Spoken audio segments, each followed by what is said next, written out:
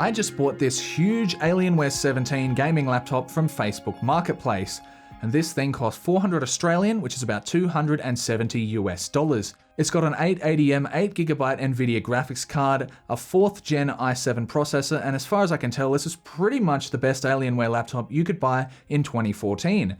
But is it any good 8 years later? Well, let's find out. And this video wouldn't be possible without today's sponsor, TCL. They're one of the largest tech companies and have sent over their new gaming-focused C-Series TV. Now, this thing is huge, just big enough to fit on my table, but ideal for your living room. This 65-inch television features heaps of gaming as well as media consumption features. First of all is the FreeSync certified QLED 4K panel that runs at up to 144 Hz, awesome when paired with a powerful gaming console or PC, delivering fluid, buttery smooth imagery. Low latency mode, a crucial feature for gaming, along with many other audio and video presets suited to movies, live sports, and much more. I'm impressed with the sound coming straight out of the TV itself. This is due in large part to the Dolby Atmos audio processing that creates a rich, immersive 3D soundstage. There's heaps of volume and a good selection of ports, ready for whatever you want to plug in. The user interface is also fast and responsive. The integration of Google TV means all of your favorite streaming platforms and apps are here when you need them. Check out the latest TCL C-Series range using the links below. Now back to the huge old gaming beast that is this 2014 Alienware 17. A much more refined design compared to the older one I cleaned up in my last video. But it is not without wear. Oddly enough, the coating on the trackpad has started to come off. The rest of the laptop is in reasonable condition though. This one has some serious cooling vents for both the CPU and GPU, all in an effort to avoid overheating the components that were top of the line back in 2014. So let's give it a go. Oh, and it doesn't want to start without the charger plugged in. Turns out all I needed to do to fix this was update the BIOS. Yes, Dell thankfully did remedy this through software. For the first day or two, it was actually running pretty well, but then I was noticing it was getting extremely hot, and when I was playing games, it would do this funny thing where it would turn the graphics card's fan off while playing games, so it instantly got like 93 degrees Celsius, like really hot, and it started to thermal throttle. So let's open it up and see if we can work out what to do. Very hot indeed. So I opened up the system to see if there were any obvious issues. Shockingly, one of the heatsink screws wasn't even screwed in, and the cooling system itself seemed pretty free of dust, so I'm guessing the original owner did bother to clean the fans out. And after carefully removing the beefy heatsink for the Nvidia 880M, it became clear that the paste appeared to be original. It was very hard, and not surprising that it dried out given it likely saw years of intensive graphical use. A small dab of isopropyl alcohol got the die surface clean once again. Always remember to remove paste from the cooler itself as well, this cannot be reused. I then applied a new application of paste. Without an integrated heat spreader, it's crucial to cover the entire die surface. This was not the cause of the overheating though. It turns out that it comes down to Dell and problems with Windows 10 drivers. The only solution online was to run hardware info and set up my own fan curves for the GPU. It's now cooled very effectively. Before, it would simply shut off the fans while gaming, which is not ideal. The GPU now never exceeds 72 degrees Celsius even under full load, so this thick device can adequately cool such a power-hungry graphics card. That size is also put to good use and the keyboard is spacious with a number pad as well. So let's give it a clean out and redo the thermal paste. The CPU reaches 88 degrees under full load. Getting inside is quite easy, only requiring the removal of one screw.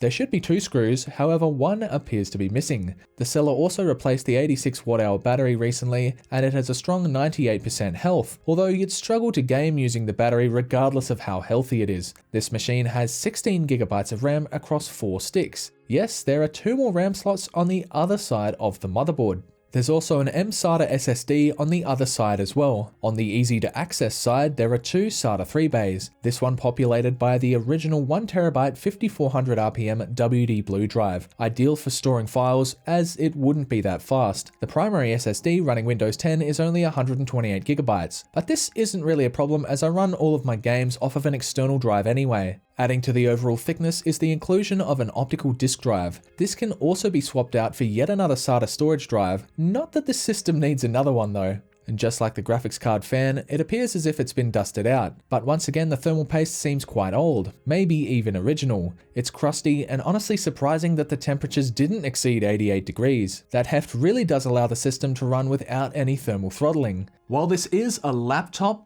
I really don't think you'd be putting this on your legs. It is honestly so heavy, and it does get pretty hot under full load.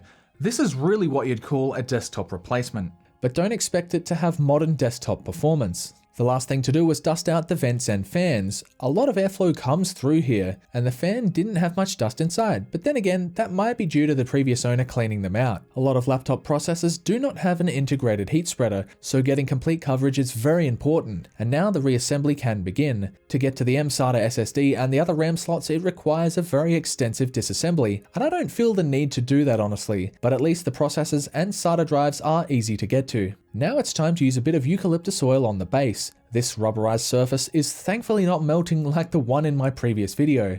This is personally my favorite Alienware aesthetic, sleek but very angular with lots of RGB lighting. And to make the keyboard area a bit more sanitary, I dusted it off before wiping it down with some eucalyptus oil. To clean the display surface, I used some lens cleaner and a microfiber cloth.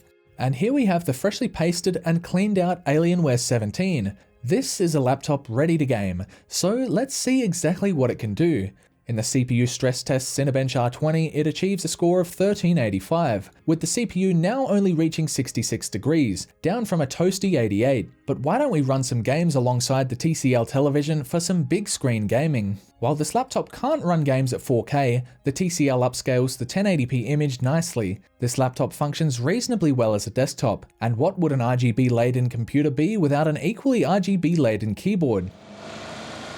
Even though this laptop is equipped with 8GB of GDDR5 graphics memory, you're really limited to 1080p gaming. PlayerUnknown's Battlegrounds on low graphical settings maintained well over 80 frames per second. Very playable and heaps fun on a big screen. BeamNG Drive was close to averaging 60 frames per second, but still very playable at 1080p. A while ago I saw someone throwing out some Ubisoft games. Assassin's Creed at max settings runs great on here. Halo 1 on the Master Chief Collection is another title that ran great on this hardware. It felt really responsive. Honestly, this TV is great for gaming. And this wouldn't be one of my videos if I didn't show Minecraft running. And feel free to join my server as well. And in a modern game benchmark, it didn't perform as well. Horizon Zero Dawn struggled to maintain 60 frames per second on normal graphical settings. Even the cheapest new gaming laptops will wipe the floor with this Alienware, but this big slab of a laptop is cheaper by a considerable amount. If you're okay with 1080p and lowering graphical settings in modern titles, this might still be a laptop for you. Thank you very much for watching. So can you game on an 8-year-old Alienware laptop?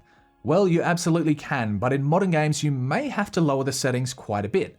And compared to any modern gaming laptop, even the cheapest ones on the market that still have like a 1650 or a 1650 Ti 4GB card, those will absolutely walk over the 8GB 880M in this laptop. But for 400 Australian or 270 US, I think it's a good deal.